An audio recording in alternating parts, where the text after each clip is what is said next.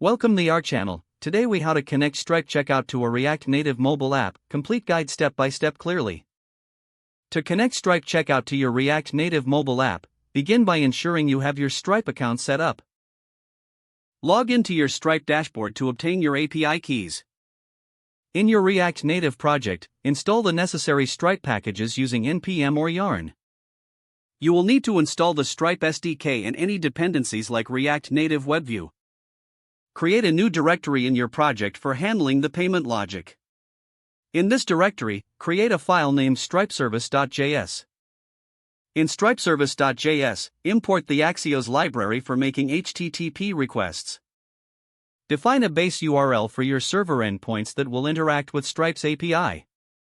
Next, create a function to initiate a checkout session.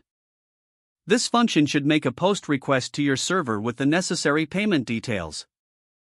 Your server will need to handle this request and communicate with Stripe to create a checkout session. Once your server receives a response from Stripe, return the session ID back to your app.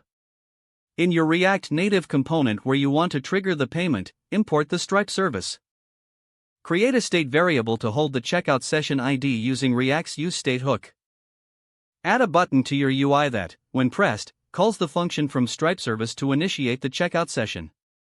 In the button's onPress handler, ensure it triggers the payment function you've defined. Once the session ID is received, use the Stripe redirect URL to open the Stripe checkout page in a WebView. To do this, wrap the URL in a WebView component from React Native. Make sure to handle the loading state while the WebView is loading the checkout page. After the payment is completed in Stripe, listen for the result in the WebView. If the payment is successful, update your app state to reflect the success message. Implement error handling to manage any payment failures effectively.